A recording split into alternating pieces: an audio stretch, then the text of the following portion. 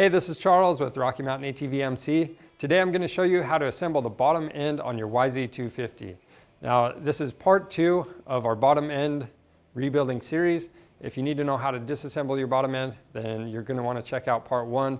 And we also have a top end video if you need to know how to do that as well. So let's go ahead and cover the parts and tools that we need to do this job. Alright, the parts and tools we need to get this back together are our YZ250 bottom end rebuild kit. This comes with the crankshaft, seals, and gaskets, and also the main bearings. And we actually have our crankshaft in the freezer right now, so it's going to be ready for us to put in. But also, we went with a Hot Rods transmission bearing kit, and then we're going to use some Yamaha Bond. This is for the cases. We're also using the Tusk crankshaft installation tool, a bearing and seal driver, and then we'll also need, we have some spray-on assembly lube as well as some kind that you just drip on there. We're using the gear jammer, torque wrench, clutch holding tool, also holds the flywheel, and some snap ring pliers.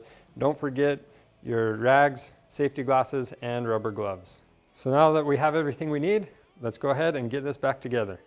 All right, to get this thing back together, we're going to start by installing all of the bearings in the case halves.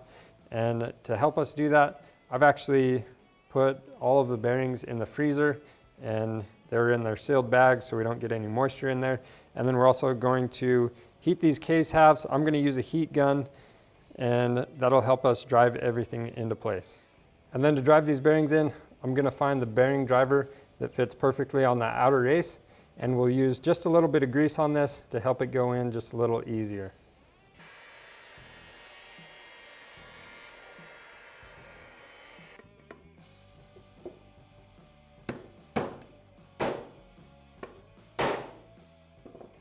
You can hear that change in pitch. That's how you know the bearing's driven all the way down.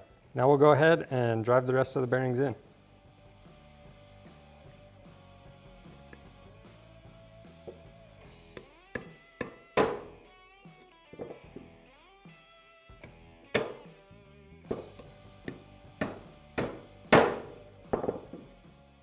All right, with this case half done, we'll go ahead and do the same thing on the other case half.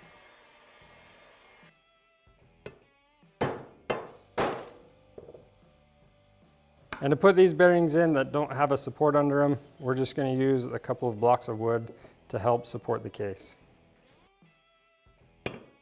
We're just going to continue with the same method we've been using to install the countershaft and main shaft bearings.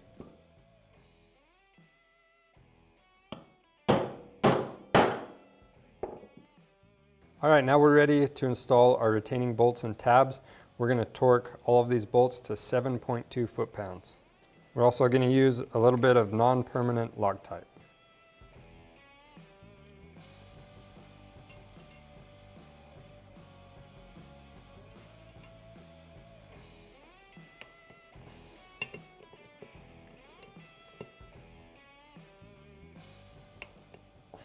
And for the other case half, it's going to have the one bracket and the two tabs. And we'll also be using Loctite on these.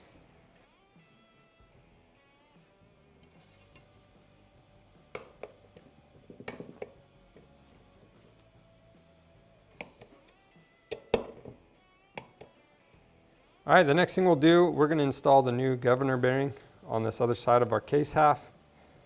So I'm going to put a little grease on that. And then this one, we're actually going to use a socket to drive it into place. Beautiful. All right, after that, we can install all of the new seals. And when we install the seals, we're going to apply grease to the outside diameter and to the seal lips. And the other thing to note about them is all of the seals are going to be installed with their marks facing out.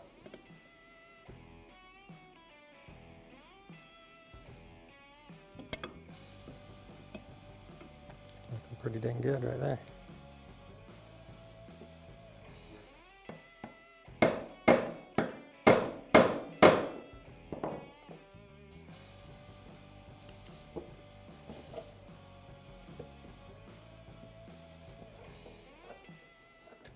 In the right crankcase cover, we also need to install the governor bearing right here, and then we'll put a couple seals in this as well.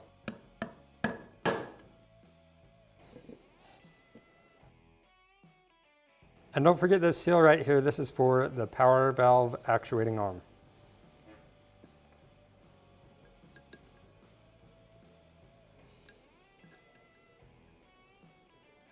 All right, with our bearings and seals pressed in the case halves, we're ready to install our crank.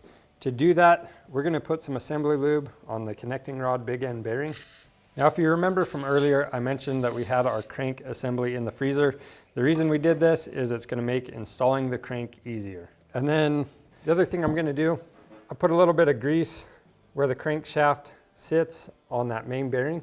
Now, the other thing I want to point out is this crankshaft is a trued assembly.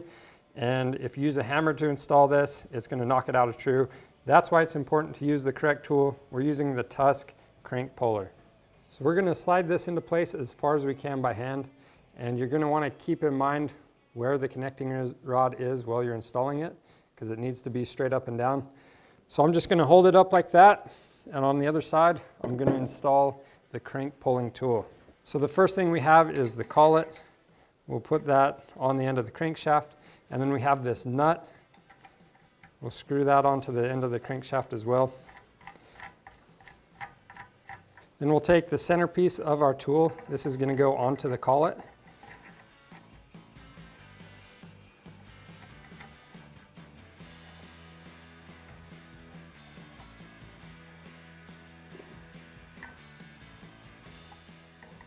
Next, we'll take the outer piece of the tool, and this is going to sit against the crankcase half. Then we'll install the nut on the inner piece, and when we tighten the nut down against the outer piece, it's going to pull the crankshaft into that main bearing. And again, just keep in mind, you want to have that connecting rod straight up and down when you do it.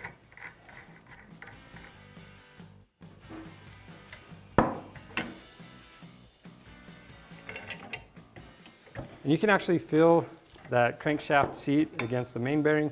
As soon as you feel that, that's where you want to stop. So once that's seated, we'll go ahead and remove the tool, and then we can install the transmission assembly.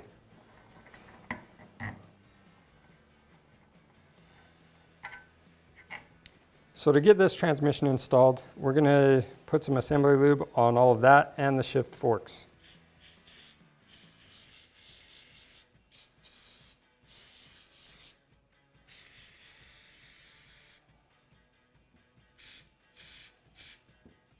Now that we have assembly lube on everything, we need to put the transmission assembly together as one piece so we can set it down into the case half. So to do that, what we're going to do, I've got everything laying out how it should go. So I have our counter shaft right here, and then I've got my main shaft. We'll match up those gears.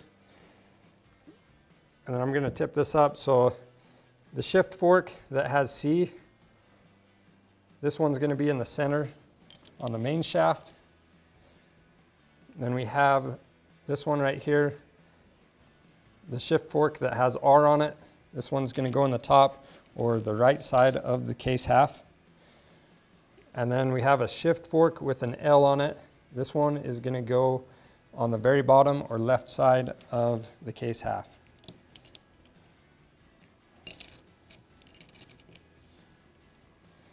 So they're all going to sit pretty close to this. So now we'll take our shift drum. With our transmission assembly sitting like this, the drum is going to have the pin facing the top or right side. And we'll just match these shift forks in the corresponding order. So R is going to be on top, C is going to be in the center, and L is going to be on the bottom. Said another way, you're aligning these pins on the ends of the shift forks into the bottom, middle, and top grooves on the shift drum. All right, now that we have everything in place, let's go ahead and drop this into the left case half. And when you're going together with everything, just be patient and make sure that everything is lined up right.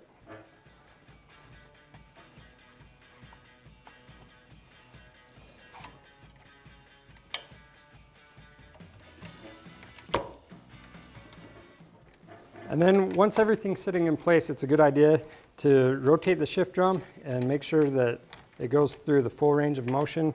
And at the same time, I'm going to be turning this main shaft. All right, the next thing we'll do is take our right crankcase half, and we need to put assembly lube on all of the bearings.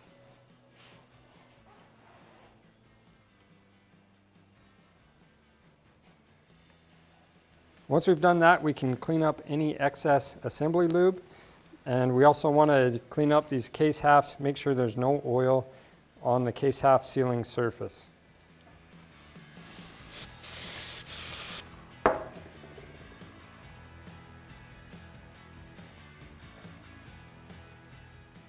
And then we'll remove this nut from our engine stand, and that way we can clean this gasket sealing surface as well.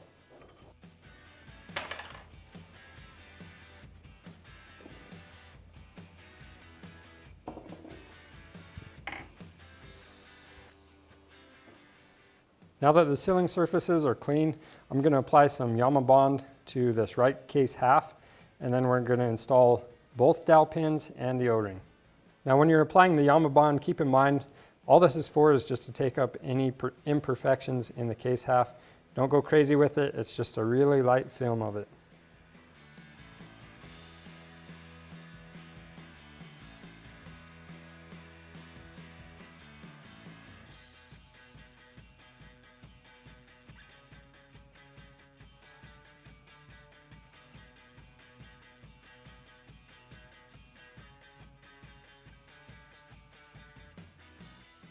All right, now we can take the case half and we'll set everything into place. You might have to rotate shafts or the crankshaft to help everything line up, but when you're going on, just take your time. So we've got this case half on as far as it will go on its own. So what we're going to do now is take our Tusk crank installer. And this side I'm using a bolt and a washer to hold down this collet in the end of the crankshaft. So I'll just get that finger tight.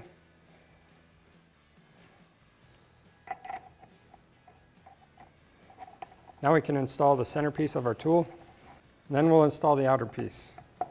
So with this outer piece, I'm actually going to use the 2 rods that come with the tool. And that way we have a level surface to press against. And while this is going in place, just make sure that the crankcase half is going on evenly. The cases should come together pretty easy and the tool should be easy to turn. If it gets bound up or stops moving before seating, make sure you stop and figure out what's causing it to bind up.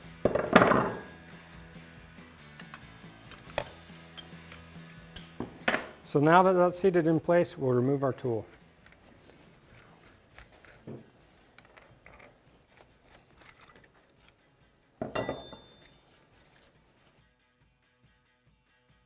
So now that we have everything in place, I just want to make sure that the crankshaft rotates freely. This one feels really good. So we're going to move to the other side and we're going to install all the case half bolts and we're going to torque them to 10 foot-pounds. And don't forget, when you're going together with this, you have 3 different sizes of bolts. Just make sure you get the correct bolts in the right spots. So we've got our 3 longer ones right here. This one is in between, goes right there, and the rest are the shorter ones. And when we torque them, we're going to do it in a crisscross pattern.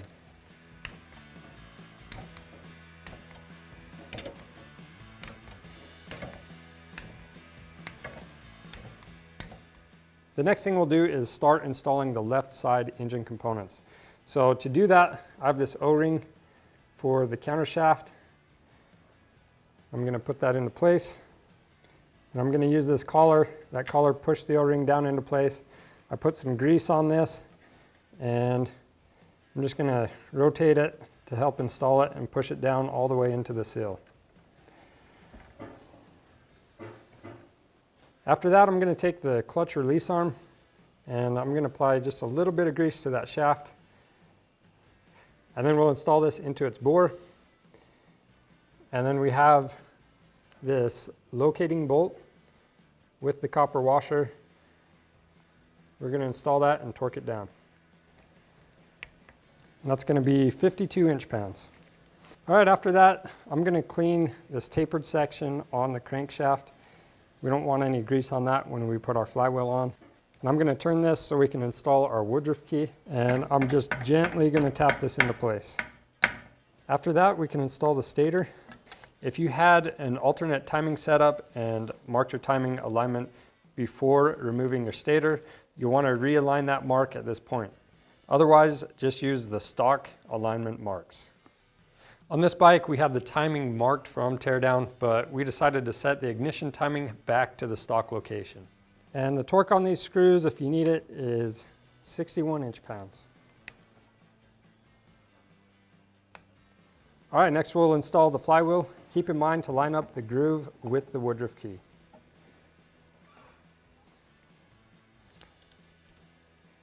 Then we'll put this bolt into place, and using the Tusk flywheel holding tool, we're going to torque it down to 40 foot-pounds.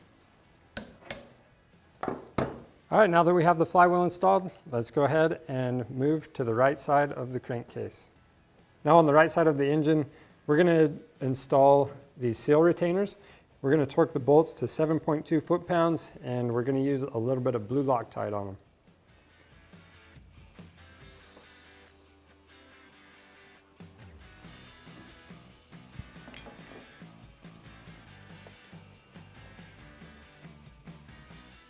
And for the second retainer, make sure the spring is in place. Then we'll set the retainer on top. Apply this blue Loctite.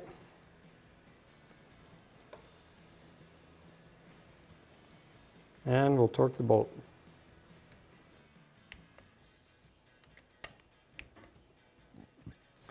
All right, after that, I'm going to install the locating arm that holds our shift segment from moving. I've got this washer that's going to go on the back side, and the bolt, we're going to apply some blue thread lock to it. Keep in mind this bolt has a collar on it, so make sure it's centered on this arm, and then we'll torque it to 7.2 foot-pounds.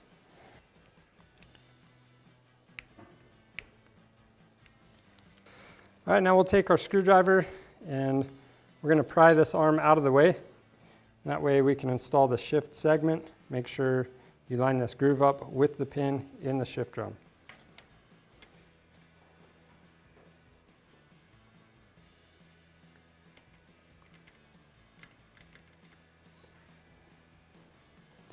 And then the center bolt, I applied some blue Loctite to it, and we'll torque this down to 22 foot-pounds.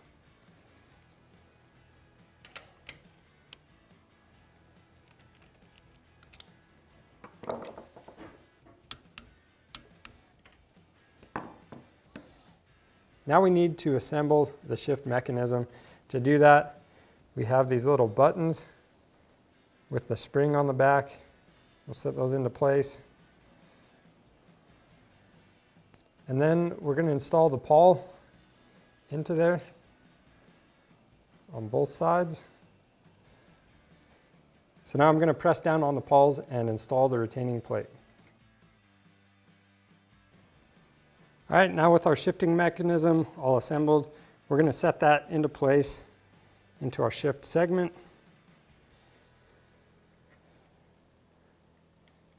And then we're going to install the two bolts and torque them down to 7.2 foot-pounds.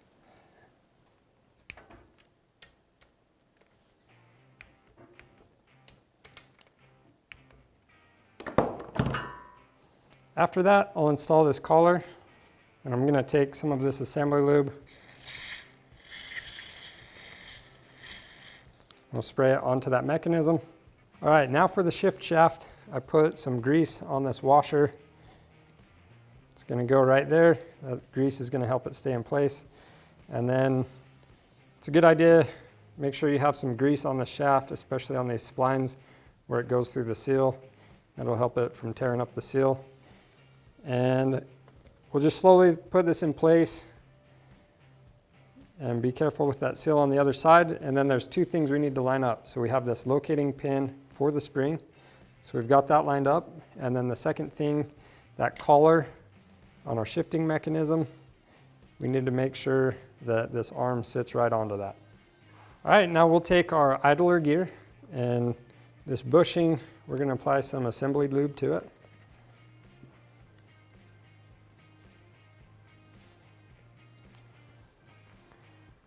Set that down onto our counter shaft. And we have this washer. We'll set that into place. And then last thing we'll do is install the snap ring. All right, so this Kickstarter assembly, I sprayed it down with assembly lube, but I'm also going to put some grease on here just to help when we put that cover on. And then when we install this, we have this tab on the back. That tab is going to go beneath the tab on the case.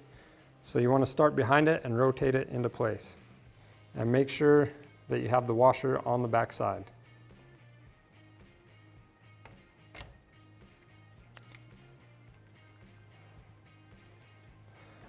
So once you've done that, you'll wrap the spring around to this hole right here and press it down into place.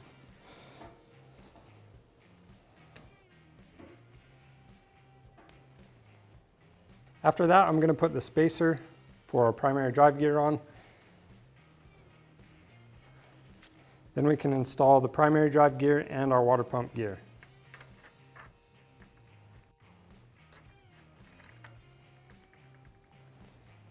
So for right now, we're just going to set this bolt into place, and I'm going to leave it loose enough that we remember to tighten it. And then at this point, I'm going to install the clutch. So first thing for the clutch, we have this washer.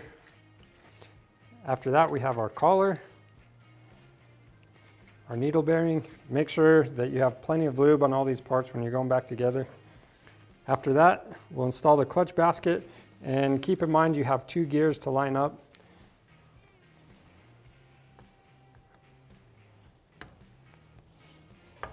Now we've got another washer.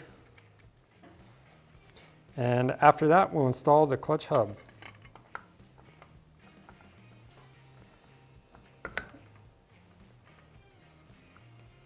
Next, we'll install our lock washer.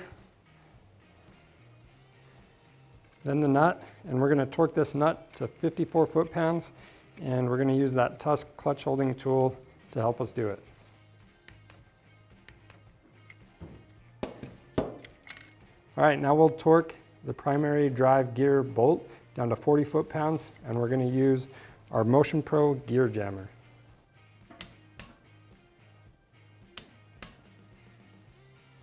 All right, next we'll install the push rod.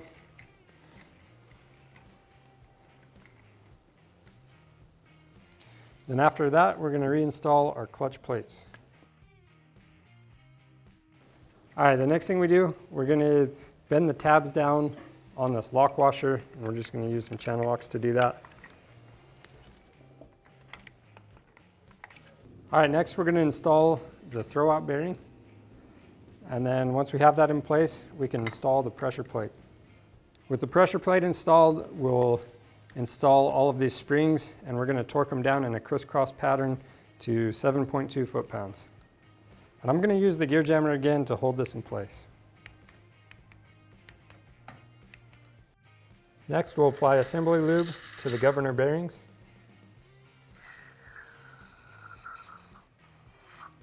Then we'll take the linkage arm for our power valve, and we'll install it onto the right crankcase cover. And be careful not to damage that seal. And make sure it's all the way in and aligned with its groove. Now we're going to take the fork for the governor, and we'll install it onto our linkage arm and tighten these bolts down.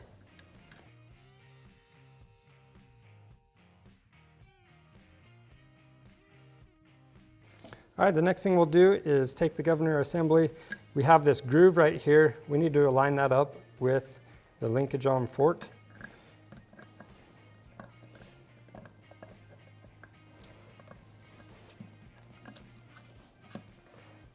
So once we've got that lined up and down into its bearing, we can now install the 2 dowel pins on this and the gasket.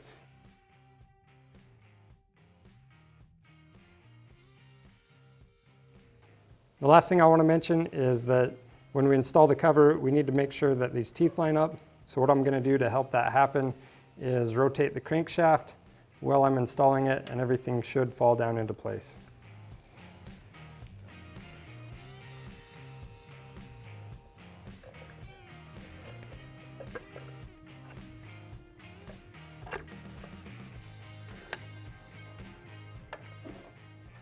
First we'll install the 3 longer bolts, and then we've got one that's medium, and the rest are going to be the shorter bolts.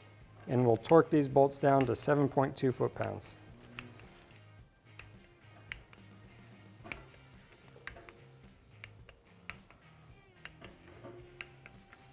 All right, now that we have our engine covers on, I'm going to install this bottom end back into the frame. And something I want to point out, I just covered this crankshaft with some rags, and that way if you knock something around, you're not going to get any dirt down into your bottom end that you just rebuilt. Now we can remove the bolt from our lower shock mount. This is going to help us line up the swing arm a little bit easier. After that, we'll install the front motor mounting bolt. And we're going to leave this bolt loose for now, and then we'll install the bottom one. And I'm putting a little bit of grease on these bolts so they don't get rusted up. And then we'll install our swing arm pivot bolt. I just want to point out again that we are using a new swing arm pivot bolt, and we're going to grease it up, and that way it doesn't get all rusted up like this other one. We ended up damaging this bolt when we were trying to hit it out just because it was so rusted in there.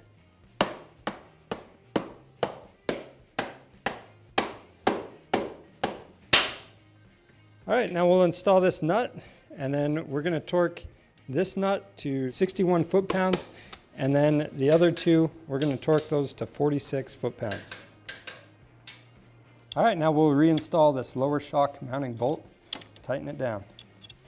And we'll torque this to 38 foot-pounds. Next, we'll reinstall the shift lever.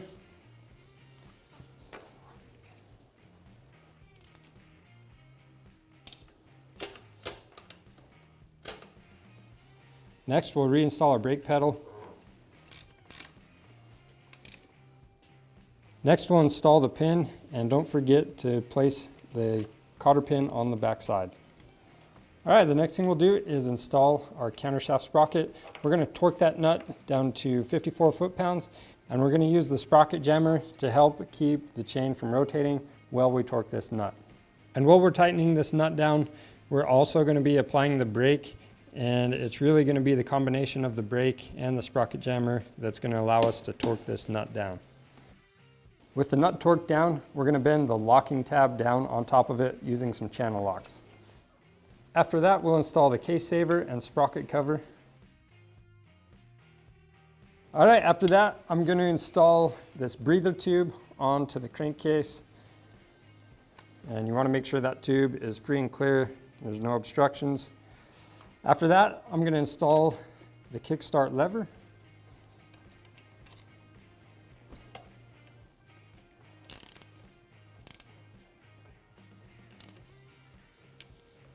Then we can install this radiator hose.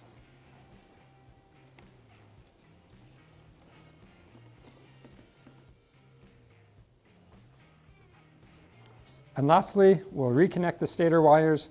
We're not going to install the stator cover at this time because one of the last things we do after we get the top end assembled is connect our clutch cable. So we'll hold off on that for now. And that's it for the bottom end. If you need to know how to put the top end together, then follow us over to the top end rebuild video and subscribe to our channel. We have a lot of other helpful content on there. We also offer free shipping on orders over $75. So if you need aftermarket or OEM parts, check out our website. Lots of different options, and subscribe to our channel. Thanks for watching.